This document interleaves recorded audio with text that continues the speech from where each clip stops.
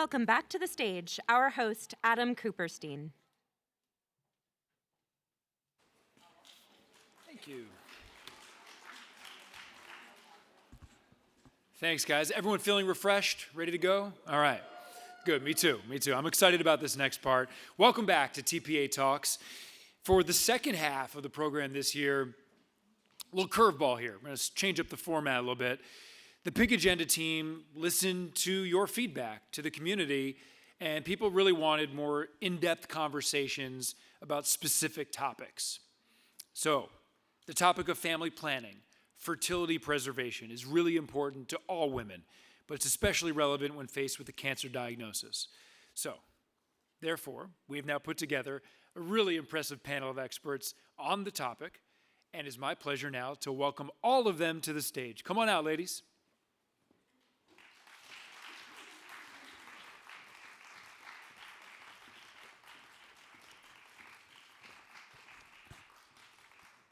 I'm going to start by introducing you to our moderator for tonight, Paige Stables-Jackson. Paige is the senior beauty editor at Allure, Condé Nast, and a passionate breast cancer advocate. She's courageously shared her breast cancer journey in various publications, emphasizing the importance of self-advocacy for one's health. Nominated for a 2024 National Magazine Award by the American Society of Magazine Editors, Paige's recent stories, 26 Women Get Real About Freezing Their Eggs, and I Felt Misled, Are Women Getting the Full Truth About Egg Freezing, reflect her dedication to raising awareness on important women's health issues. Now to our first panelist, Sarah Strimmel-Bentley. Sarah is yeah, you can clap for them. Yeah, let's hear it. Let's do it. Sarah is a breast cancer survivor. Also, and very importantly, a new mother via surrogacy to her sweet baby boy, Chance. Congratulations. She's an advocate for young women facing the same diagnosis, too. She chronicled her journey on Instagram through the Breast Cancer Diaries and also the Surrogacy Diaries. Sarah is the co-founder of a Chance for Life Foundation. It's a nonprofit funding surrogacy journeys for breast cancer survivors who cannot afford them. And next up, let's welcome Tiffany Halgren-Crook. Tiffany is a breast cancer survivor and also the founder of TLC Infertility and Donor Services. That is a boutique infertility service with a focus on egg donation. With over 12 years of experience in the fertility industry, she's utilized her experiences and knowledge to establish TLC. And outside of TLC, Tiffany continues to advocate for the exploration of women's health and fertility with experts on breast cancer, on egg donation, egg freezing, fertility, and just overall women's health care. Our third panelist is Alexis Sorrell.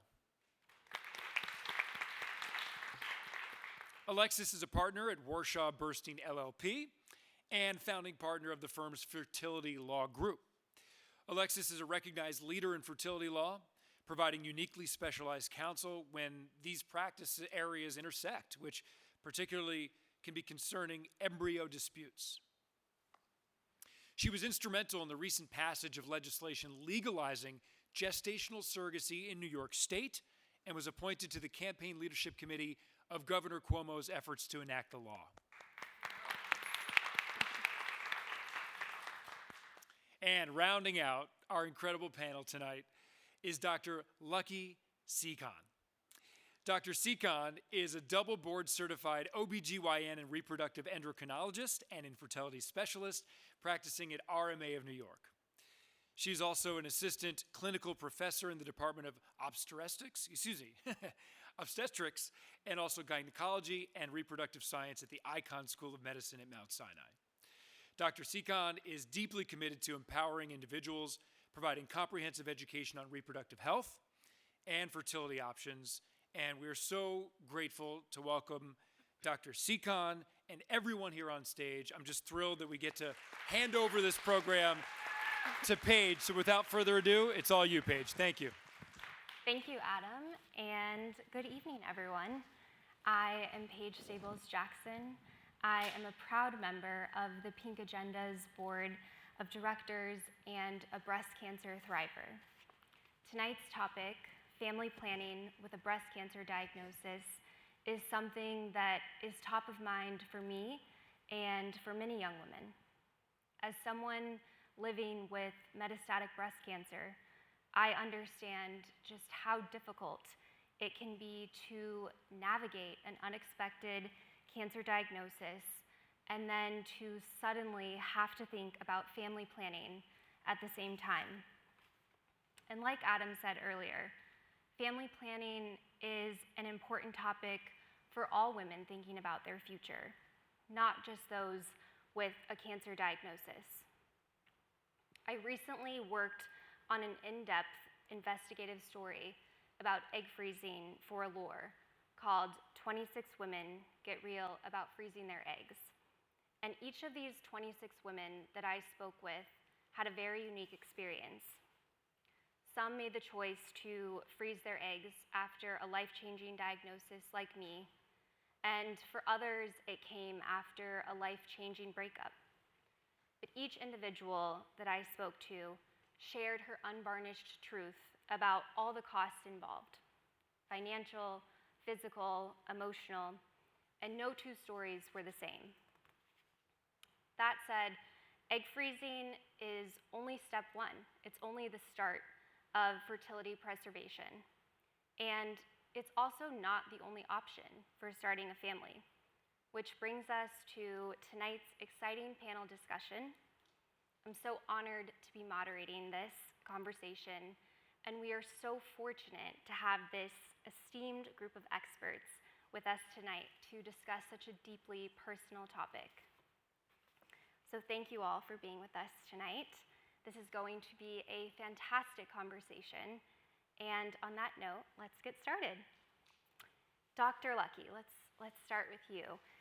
If someone has just been newly diagnosed with breast cancer, tell us what fertility options are available for them. So, if you have a new diagnosis of any cancer, right, and you're facing treatments like chemotherapy, radiation, and certain types of surgery that could irreversibly affect your fertility, it's really important to have a discussion about fertility preservation. And you really need to have a team that's working together and communicating, an oncologist who's talking to a fertility expert. And all of this has to happen very quickly, and it can be really overwhelming.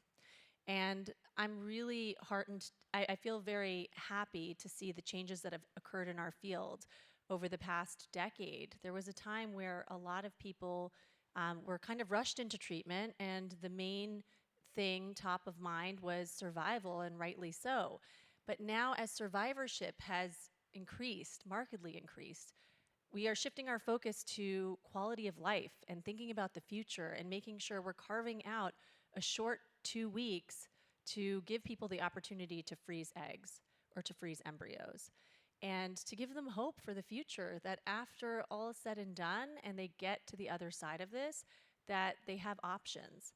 And even after going through treatment, some people still have function in their ovaries, even if they've faced things like chemotherapy, radiation, and surgery, and they have gone on to be able to get pregnant on their own. There are a lot of different things that can happen, and I think it's important to prepare for the worst, but also be hopeful that a lot of good things are on the way. I know many patients. I have friends who have been personally affected who didn't necessarily need fertility treatment. But I think being prepared and just having all of the options available and making sure that you have a supportive team that's prioritizing this, because it is really a short 2 weeks, and you can freeze eggs, you can freeze embryos. Maybe you don't end up going through the process, but I think having a really dedicated discussion and understanding what your options are so you can make an informed decision is really key. That's so helpful. Thank you for walking through that. Sarah and Tiffany, you've lived this. As young breast cancer survivors, you have faced these very critical decisions around fertility preservation. Can you share, what was that like for you? What was your experience? Sarah, do you want to start? Yes, thank you. I was diagnosed with breast cancer when I was 38 years old, 4 years ago, so that shows you how old I am now. I'm 42. And, as much as I knew about breast cancer was I volunteered with my mom when I was a teenager for a charity in Pittsburgh called A Glimmer of Hope. And so I'm sitting in my brilliant breast surgeon's office at Dubin Breast Center, Dr. Alyssa Port, and she's like, okay, XYZ is gonna happen, and you just hear white noise, right? And then she said, but you're gonna go see a fertility doctor. And I was like, why? And she goes, well, this treatment can render you infertile. And I had just started dating this guy, James Bentley, and I really liked him. We were dating for like 9 months during COVID, and all of you know how hard that is in New York City to date. And I was like, oh shit, what do you mean? Like this guy, I was supposed to have babies with him. I already cursed, see, thank you. I was supposed to have babies with him, and now you're telling me that I have breast cancer and I might not be able to have babies with James Spencer Bentley? And she's like, yeah. And that, to me, was the most heartbreaking part of this whole experience. Not the double mastectomy, not the 8 rounds of chemo, not the 28 rounds of radiation, not my ovaries being removed, not losing my hair, not losing. The worst thing was thinking that my life and my dream of having kids with James Spencer Bentley would be over. And so we were sitting at RMA, at Dr. Lucky's firm, and Dr. Erkan Buyuk, my brilliant doctor, he looked at James Spencer Bentley and I, boyfriend of 9 months, and he said, do you want to freeze eggs or embryos? And I looked at James, and James says, embryos. And so we got to make one miracle embryo. And that was my saving grace. That got me through all of that treatment. That hope, that light at the end of the tunnel was the reason I think I made it out in the way that I did. And so I'm so thankful. I would have had no idea about preserving my fertility if Dr. Port hadn't made that front of mind. And she actually gave me a whole month. So I got to do 2 back-to-back rounds at RMA. So it was a lifesaver. And now I have a 4-month-old who's asleep right now with my husband back in Brooklyn. So it was a dream come true. Thank you so much for sharing that. Tiffany, tell us about your experience. What was that like? Yes, so mine was very different than Sarah's, which is probably good positioning here. I actually work in the fertility space for 13 years now, and I have always said to friends, family members, freeze your eggs. Please just freeze your eggs. You never know what's going to happen. You might need this as your insurance policy. If you wait till later in life, you just don't know. And so I made the choice to create embryos shortly after marrying my husband at 28. And at 32 years old, I was diagnosed with triple-negative breast cancer, but I had 5 embryos created, and it was something that I was so grateful for because I was able to go straight to chemo in 9 days, which is record time for anyone who knows the process, but it allowed me to not progress to stage 3, which would have changed my treatment significantly. And it also gave me that peace of mind knowing I don't have to worry about this one component of treatment. I don't have to think about fertility and cancer right now. And so I always say, even if you have a friend who maybe has a BRCA gene, or you know somebody that they're concerned about fertility, just freeze your eggs or create embryos, whatever that is, even if you don't know if you want to have children. It is such an amazing insurance policy because for me, it actually is going to be the only way I have children in the future. So, I say practice what you preach. That's what I did, and I'm so grateful that we did pursue that process at the time so that I don't have to worry about it now. So amazing, thank you. Now shifting gears a little bit, Alexis, as Adam mentioned, you were part of this incredible movement to pass laws legalizing gestational surrogacy in New York. Tell us, what does it mean for women that are seeking surrogates, and how difficult was that process? So, surprisingly, New York was one of 2 to 3, depending if you count Louisiana, states in the country, as of 3 years ago, that actually not only didn't allow surrogacy arrangements, but penalized it, criminalized it. So it was hard. It was an uphill battle because there were some very long-standing and deep-rooted views about the practice of surrogacy in New York. But we lobbied, we educated, we modeled our law off of laws around the country that already existed, so that now we're able to say anybody who's looking to build a family in New York can do so. So whether you're an infertility patient, you're a same-sex couple, you are an intended single parent, everybody has access to conceiving this way now and having your legal parentage, which is what we think of with assisted reproduction if there's a third party involved, protected. So it's a really amazing option for people, and also, frankly, for women who wanted to be surrogates, who lived in New York, it gives them autonomy.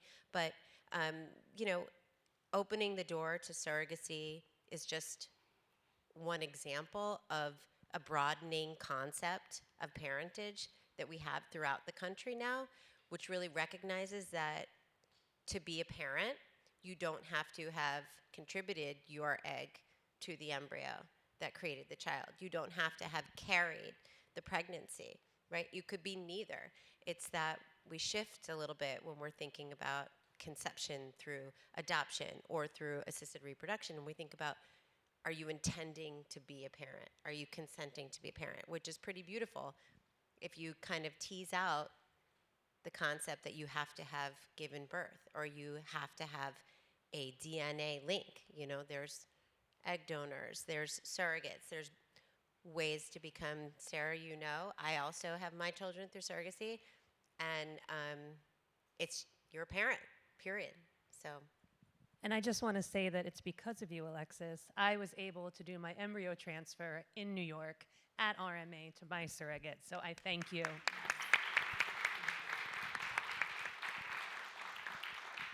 Thank you. Yeah, I know so many people are so grateful for that. So thank you so much. Dr. Lucky, let's go back to this timeline and this process. You touched on it briefly, but for breast cancer patients in particular, time is of the essence. You have this narrow window, and many people are even delaying treatment to undergo egg retrievals. So in more detail, can you take us through how long that process can be? Yes. So when you are talking about an egg retrieval, what you're actually doing is we are trying to capitalize on a system that a lot of people don't know about their own biology, where there's a certain number of eggs that are available every month. There are these waves of recruited eggs, and there are a limited number that we can get to in a given cycle. And your brain normally sends a signal if you're someone who ovulates, and you select one egg that matures and ovulates, and that's how the body works. When we're trying to do something like an egg retrieval, we're basically hijacking that system. And you're taking injectable medications that mimic that signal your brain would normally send to select and ovulate one egg. And you're taking those medications, that signal at a higher level, to try to select everything that's available. Because normally we have a very wasteful system. No one really understands why. But a bunch of eggs are available, and then they kind of disintegrate and go away. That's always happening in the background. And so egg retrieval cycles are us trying to get and capture and salvage all of those eggs before your body can throw them away. And that process takes, just like it takes 2 weeks to ovulate a mature egg, it takes about 2 weeks to mature all of those other eggs and then extract them in a procedure. And so normally we like to start in an ideal situation on day 2 or day 3 of your period. But when it comes to cancer and needing to start treatment as soon as possible, we've learned now with enough research that you can do something called a random start. So you don't have to wait to be in the perfect part of your cycle. When you're ready, you're ready. And we are now mobilized as fertility clinics. We know how to mobilize and make sure you get the medications the same day that you come in. We do your blood work, and we're like a well-oiled machine, and we get you started in treatment that day or the next day. At RMA of New York and at a lot of the other major fertility centers, we've all gotten with the program. We know if someone calls us with a cancer diagnosis, they have to be seen within 24 to 48 hours, and there's a commitment to that. And so we make it happen. We get you in treatment. It doesn't matter where you're at in your cycle. It doesn't matter if you have an IUD or if you were on the pill before and you were just diagnosed. We start this process. It's 8 to 10 days of taking these injections to try to get all of those recruited available eggs to grow. And we're bringing you in for lots of visits. So it's a 2-week time period that you really need to be in and around the clinic, available to come in for these really brief monitoring appointments in the morning, where we're doing blood work and ultrasound, and we're gauging your response to treatment. And based on those data points we're collecting, we might add or cut back medication, and we make an important decision of, okay, it looks like you're ready, and now it's time to do the egg retrieval. And that is a procedure. It's a very minor procedure. It only takes about 5 to 10 minutes. You are sedated. You don't feel anything. You don't remember anything. We remove the eggs. It's all done vaginally, so there are no abdominal incisions. This is not a major surgery. And you go home about half an hour to an hour later. So it's really 2 weeks of your time. And then usually, a week to 2 weeks goes by and everything kind of resets. But you could, if you're feeling well enough, start chemotherapy or whatever treatment you need to start within days of going through that process. I still had my drains in from my double mastectomy when I started my first IVF cycle, which was like wild. And then literally like days after I finished my second cycle, I went right into my first chemo. So it's true. It moves fast. It moves fast, but to know that you have that option, I think is something that is so amazing, to just squeeze that in that window and know what that can do for your future. So amazing. So Sarah, let's come back to your journey. Anyone who follows you on Instagram knows just how special and how beautiful your relationship became with Whitney, your surrogate. So tell us about how you found her and how that relationship developed over time.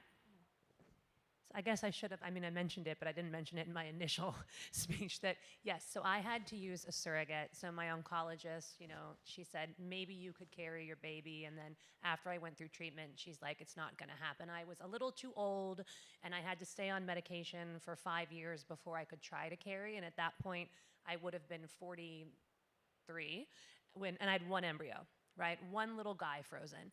So I went about my search to find a surrogate. And again, another Wild West, what's a surrogate, And so I luckily had women before me, my breast cancer sisters, who held my hand along the way. They're like, here's a spreadsheet of all the surrogacy agencies and all the things they have and they don't have, and here's the pluses and the minuses. So, I went about interviewing agencies and ended up with an amazing agency, one of the oldest ones in the country, called CSED out of Boston. And then it's sort of like dating. You make a profile, and I'd met my husband on the League. So hot tip, guys, the League's great. So I was like, I got this, I've done this before. So you and, James Spencer Bentley and I made a profile.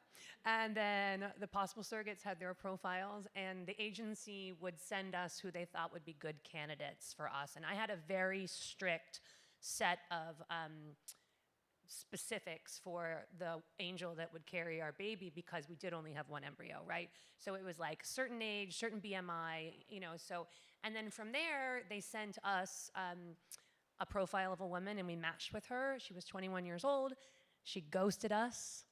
We brought her to New York, did all the tests, and I was like, oh my God, she's the one. She's Brazilian. She's so fiery. I love her, and then she just disappeared, because that's what can happen in surrogacy. Our agency was like, surrogacy is risky. We already had spent thousands of dollars in this journey with her, but more so my heart was broken because we'd have to start over.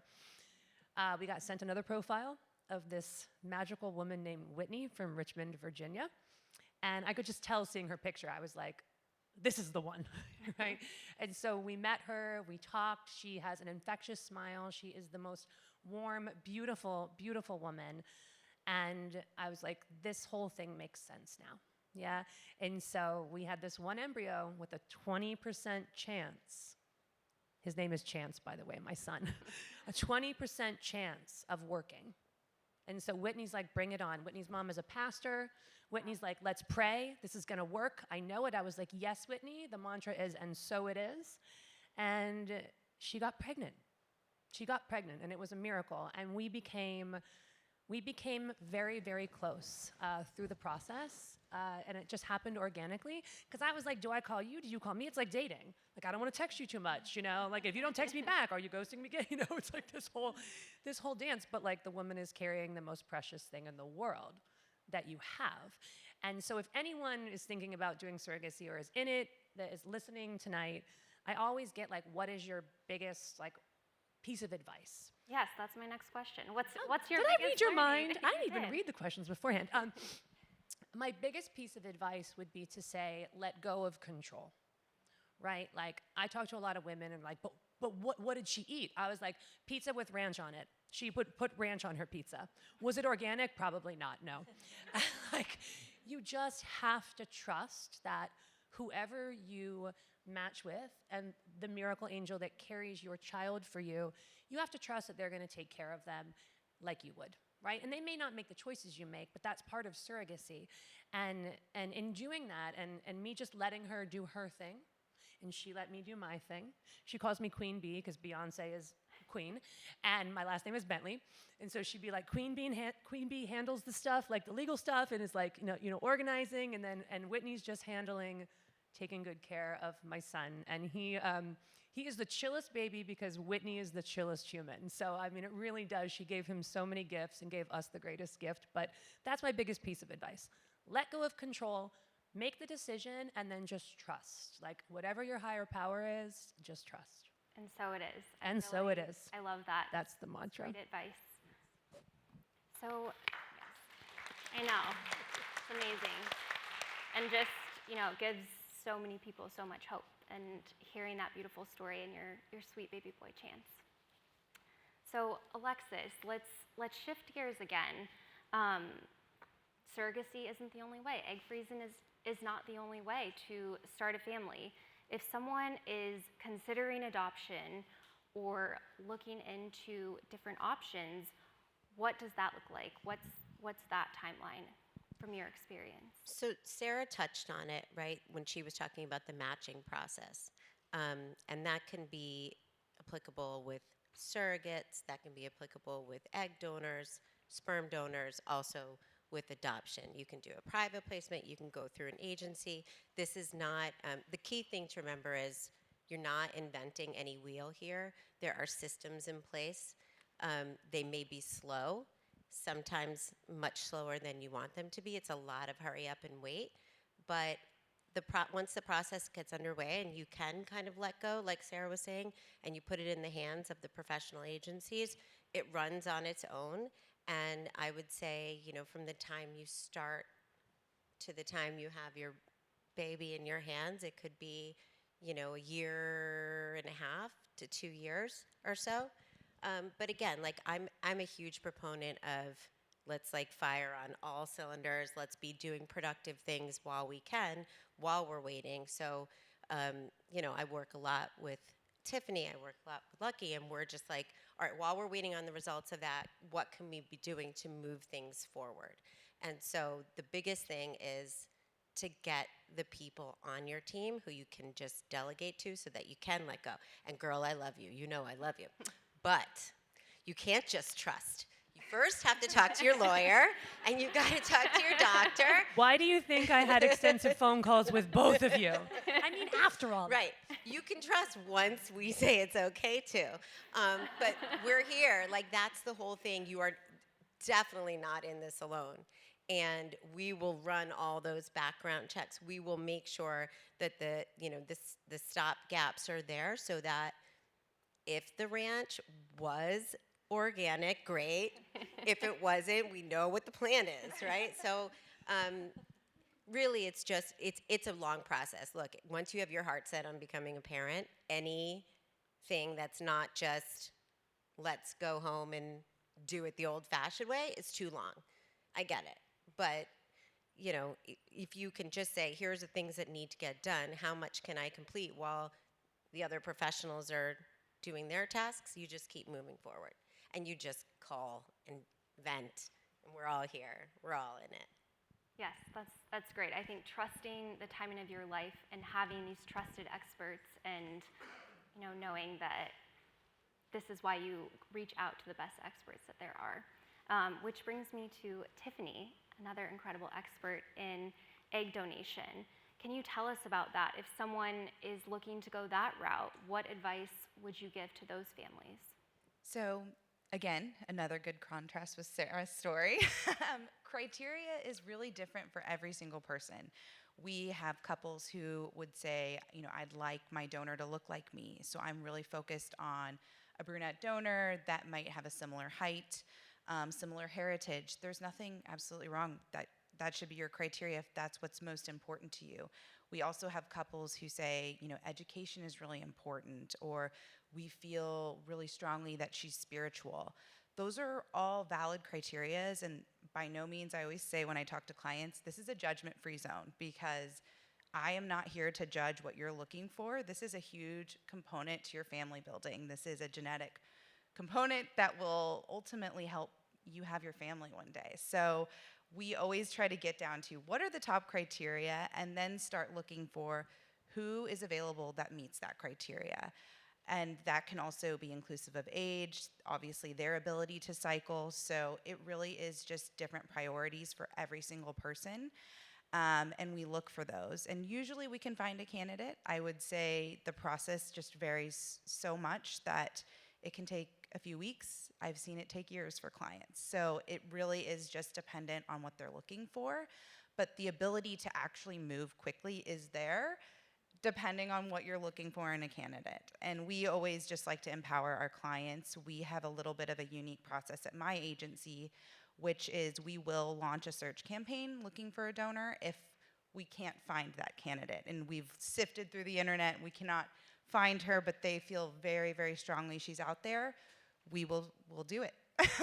Even if it's very challenging. As I've said, I've had clients take years, but we certainly have a can-do attitude, and that's really what you need in your team. As Alexis mentioned, she works with me a lot on some of these situations, so we're lucky to be able to help clients realize their dream, but also know that they're not compromising on the criteria that's really important to them in this process. Thank you for sharing that. So Dr. Lucky, if you do have this window and you're able to do it yourself, you've talked about, step by step this process of fertility preservation, but let's talk a little bit more about the difference between eggs and embryos and kind of getting to those next steps. What is the difference in viability between an egg and embryo? Well, Sarah, I loved hearing your story. I didn't realize that you guys had been dating for 9 months and were confronted with such a serious decision. And I think regardless of why you're preserving your fertility, it can be an awkward conversation, right, for couples, because there are major differences when it comes to egg and embryo freezing. I always say the major advantage of egg freezing is that you retain the freedom to have children with whomever you choose in the future. And when I say that in front of a couple, it's a little bit awkward because it's like, I don't know, it's a little bit, it breeds feelings of insecurity sometimes, and it's an unsure moment sometimes because you're committing to the sperm when you take an egg and turn it into an embryo. You can't undo that. And I think that's an obvious statement, but when you think about it, that's a big commitment, especially if you're preserving your fertility while facing a cancer diagnosis and you feel like this may be the main way that you have an ability to create your family, with your biological eggs. So it's a big decision. And, the advantage of embryo freezing is that when you think about an egg, it's a single cell, right? And when you fertilize that egg, now it's 2 cells. It's got the sperm and the egg together, and it takes about a week to grow into an embryo, and now it has 100 to 200 cells, and it's much more complex, and it separates out into 2 cell types, and you can actually remove very safely some of the outer cells that one day become the placenta, and you can test the embryo, and you can know if it has a high reproductive potential, and it's got a good chance of success, basically. So you're a lot further down the line in the process, and the only question is, will that embryo be able to thaw out? Well, 98% of embryos thaw out successfully. Because they have so many cells, they're hardier, and they can kind of survive that thawing process better. Egg thaw survival rates are very high now, but they're not 98%. It's more like 85, 90%. It's an important question to ask the clinic where you're doing this because it can vary from one clinic to the next. But they are improving, but they're not as high as 98%. So when you freeze eggs, you're freezing potential, but you have many steps ahead of you, and you don't really know what you have. When you freeze embryos, you're much further down the line. You're still going to have attrition, and not every egg is capable of turning into an embryo, but at least you know up front. And if your doctor is like Sarah's doctor, who gives you maybe room and a window to do 2 rounds, that can be very valuable information and informative to say, maybe we didn't get enough. Maybe a lot of eggs didn't turn into embryos, and that's going to prompt me to do another round and prioritize this. Whereas if you just stopped at freezing eggs, it's harder to know, do you have enough? I think egg freezing is a wonderful tool, but it's important to acknowledge that there's a lot of unknowns. But it's great if you need that flexibility and you're not ready to commit to the sperm, right?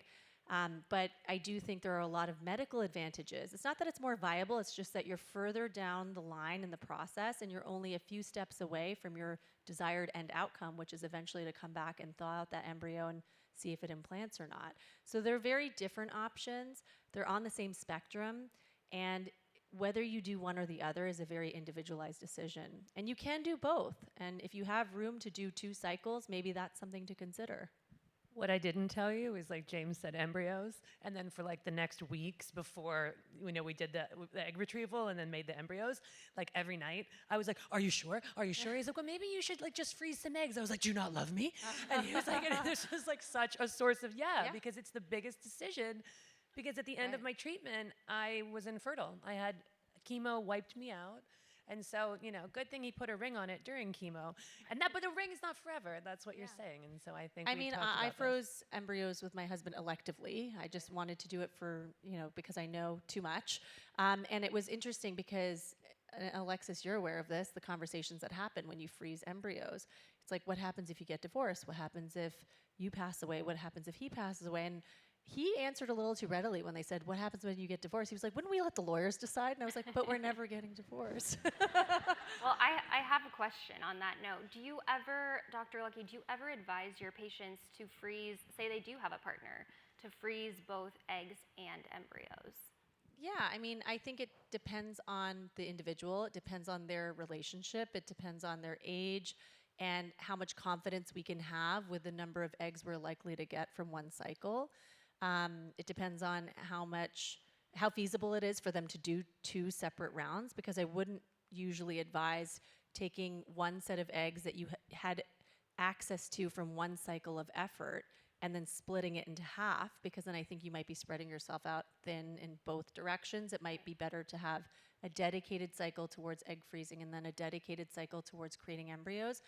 But it really depends. Maybe splitting the cohort of eggs that you get in half could make sense for someone who has a really high number. So it's really individualized. But yes, I have had patients do that. And I always say it's like the deluxe version of fertility preservation, because now you have many different options. Right. Options are good. So, Alexis, if someone is choosing to create embryos with either their partner or a spouse, what are some of the legal considerations that they should keep in mind? You just keep teeing me up to be the buzzkill. Okay. Here we go. we need the full scope, the reality. No, it's of okay. It's okay. Look, when you're at the clinic, when you're going to be doing a retrieval, whether you're going to go directly to fertilizing or not, you're going to be presented with a whole bunch of forms, and they're dense. They don't make a lot of sense, and you flip through them because you want to get to the next step. But in fine print somewhere, you're going to be asked to designate your what we call dispositional elections, right? Meaning, like, how should my genetic material, whether it's eggs, embryos, sperm, be disposed of in certain circumstances? Death, divorce, incapacitation, buzzkill, buzzkill. Got it, all right? But you have to choose something in that moment. You have to choose something. So, number one, I'm always thinking, okay, can we prepare people before they go to have the conversations, to think about what they want to indicate there? And number two, I want to tell people these are directives, like these are advanced medical directives to the physicians in the clinic. They're not necessarily binding agreements. So then you can also independently and privately contract, do an agreement between you and the person who you create the embryo with that kind of expands upon, well, maybe I'm okay with you using our embryos if I die, but only if it's within 5 years of my death or something like that. And you can really flesh it out.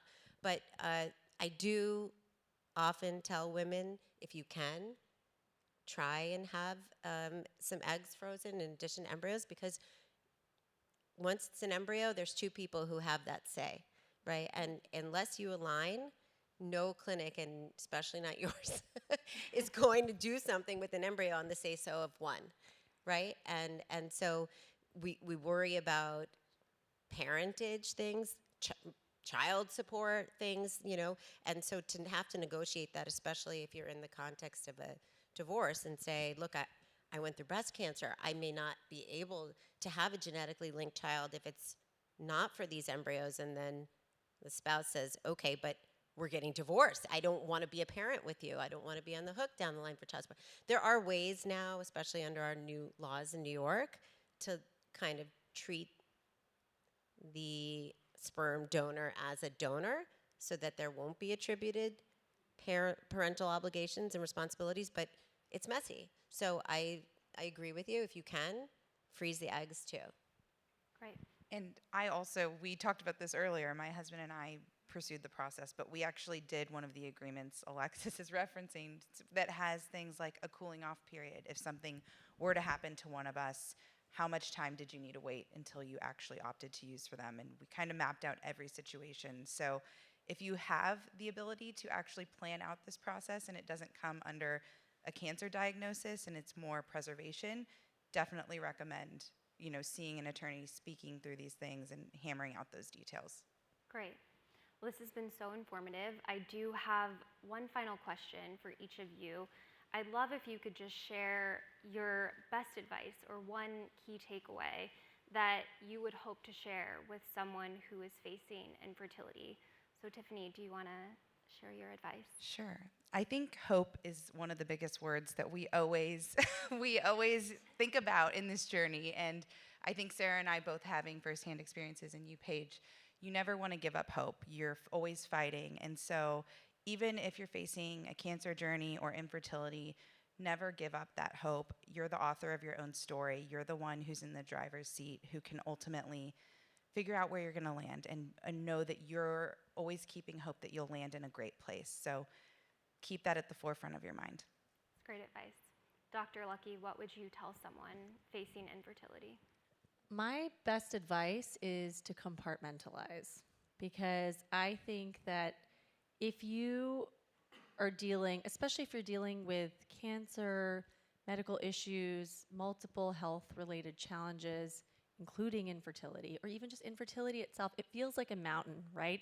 If you stand back and you look at the overall goal and the destination and how am I going to get there, it can make it really hard to cope. And I think if you kind of break it up into small digestible challenges or milestones, like, okay, I need to just get through my egg retrieval. We just need to get eggs frozen, or we just need to get some embryos. Okay, now next step is, I'm now ready to actually use what I froze, or get a surrogate. Like each challenge, if you just kind of handle it one at a time, it's going to be much easier to overcome. And then you're going to look back and say, wow, how did I climb that mountain? Because I've helped a lot of women go through some really hard things when it comes to infertility, and it can be a really long road, and it's a marathon, but it's better to really break it up in your mind into small pieces that are easier to handle, and never overestimate how well you're going to be able to cope.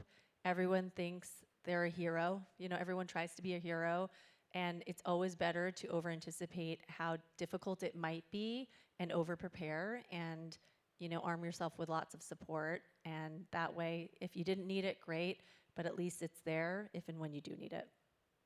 Thank you. Alexis, tell us your advice. I think, and actually Sarah and I were talking about this earlier, I think the answer really has to be in your head that you're not going to be a second-class parent regardless of how you become a parent.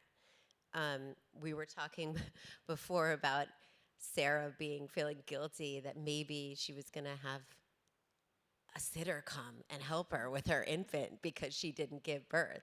And I was like, girl, I know that because I didn't get a night nurse, and I'm regretting that now because I didn't think I deserved it, because I didn't carry my children. I didn't give birth to them. But the bottom line is, in this day and age, whether through adoption, sperm donation, egg donation, surrogacy, it doesn't matter. If you want to be a parent, you are going to be a parent, and you're not a second-class parent. You are your child's parent. And so stay focused on your health, getting to the next step, and then just lean on the people who have been there before to tell you what your options are, because there's nothing that can get in the way if you're determined to doing it. Such great advice. And Sarah, last but certainly not least, please tell us if you know someone who's facing infertility, what would you tell them? Assemble the best team, so get a buzzkill lawyer. like Alexis, get a Dr. Lucky, get the best team behind you so you can trust in their science. And then, and I know this sounds hokey, but like what Dr. Lucky did say is true. It's like, focus on one task ahead. Everybody, when we only had our one chance, our 20% chance, they were like, well, have you found an egg donor? And then have you also contacted adoption agencies? You should do everything. And I was like, no, I'm gonna do it one step at a time. But the hokey thing I'm gonna tell you is like, believe in miracles, because it is such a difficult process. Like, as a woman or a man to experience infertility is like, you're like, if this is something you wanted to be, was a parent, and this was taken away from you, it feels like your guts are ripped out, right? You're like, this is not fair. Like, oh, why not me? And know that like miracles happen, and just trust the process, and like, it's faith. You know, put your faith in something, let the science be the science, and then let yourself fall on the floor. I fell on the floor, I cried. My husband, I think they called the cops. I was wailing so hard when I found out that you know, they did like the ultrasound where it showed that chemo just obliterated all of my follicles, because I thought there might be another chance. So like, let yourself feel the feelings, lean on your village, and then just trust. That's it. Such beautiful advice.